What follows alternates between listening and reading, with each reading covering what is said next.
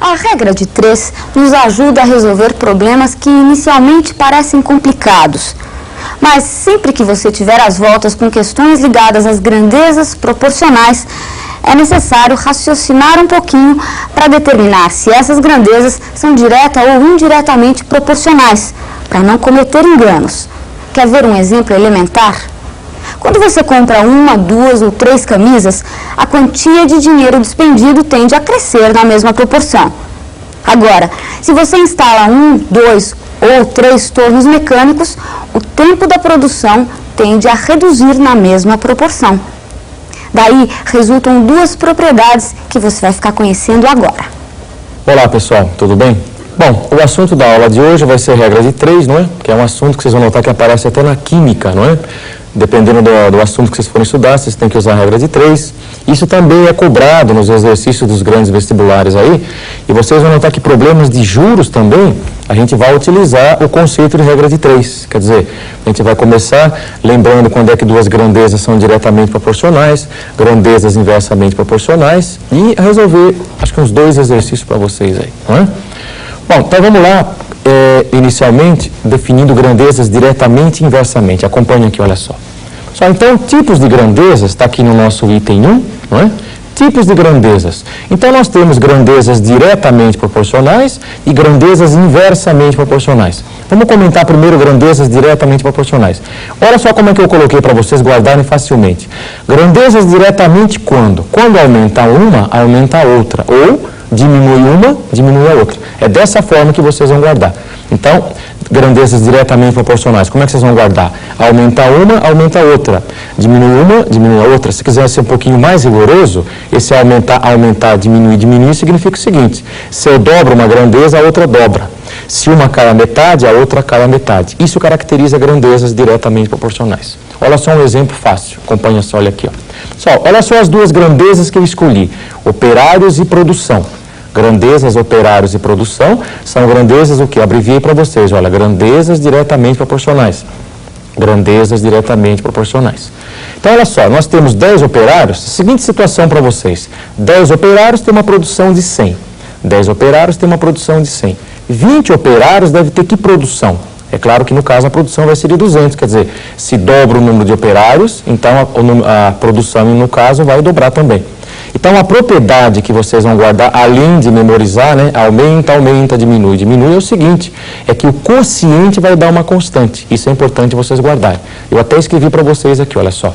Propriedade, o quociente é constante. Então, olha só, se vocês dividirem esse 10 dividido por 100, é a mesma coisa que 20 dividido por 200. 10 dividido por 100, olha só, 10 dividido por 100 é a mesma coisa que 20 dividido por 200. Então, essa propriedade é importante vocês guardarem. Qual é a propriedade, então? Quociente constante.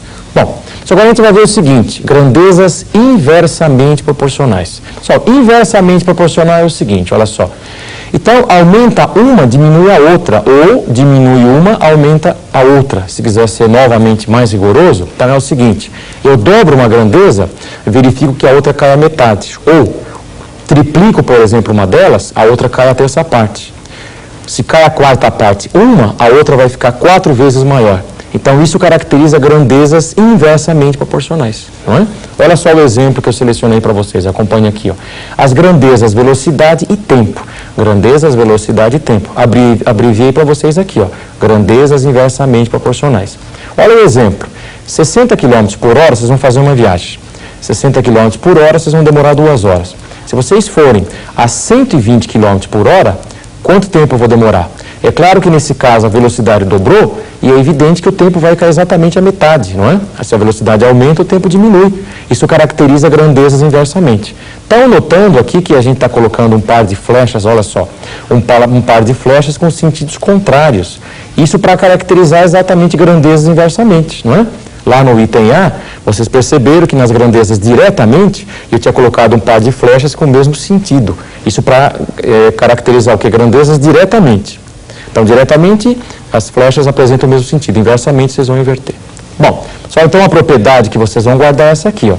Se para grandezas diretamente o quociente é constante, para grandezas inversamente, o que vocês acham que vai acontecer? O produto vai ser constante. Escrevi para vocês, acompanhe aqui, ó. Então, a propriedade qual que é? o produto é constante. Se vocês quiserem fazer as contas, olha só. Então, aqui nós temos 60 vezes 2, 120. E aqui nós temos 120 vezes 1, 120. Está aqui.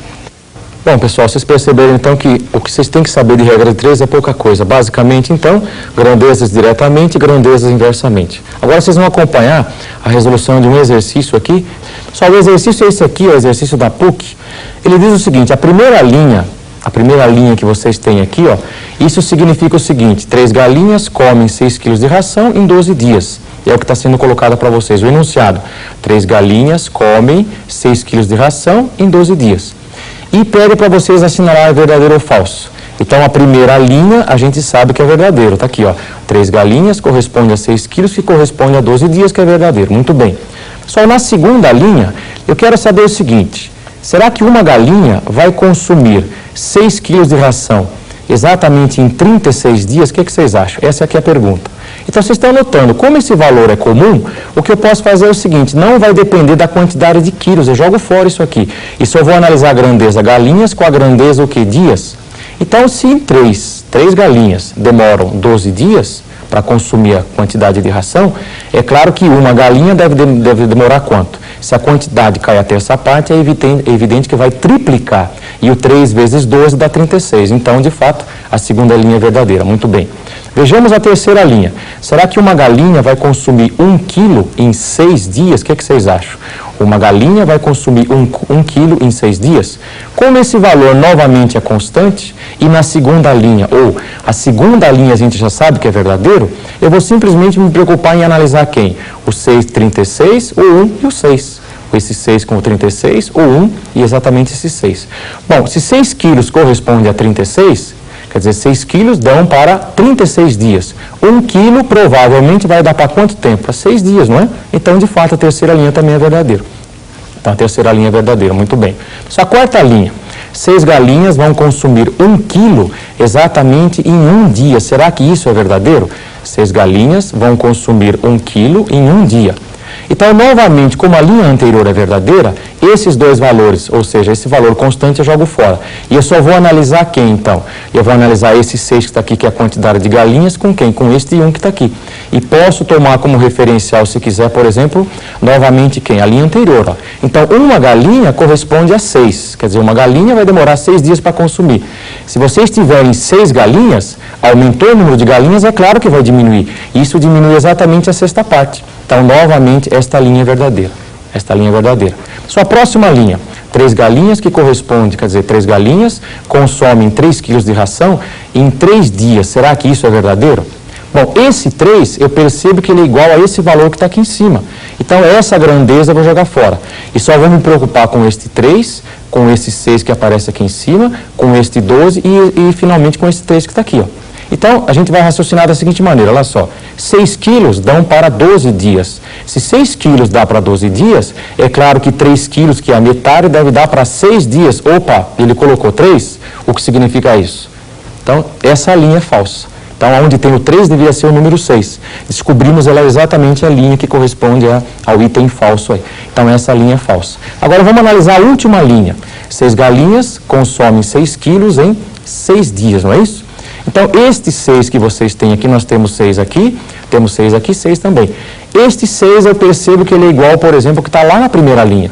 Então, novamente, eu abandono quilos e vou analisar simplesmente quem? Galinha com dias. Então, este valor jogando fora, vocês vão associar o seguinte, 3 galinhas vão demorar 12 dias para consumir uma certa quantidade de ração.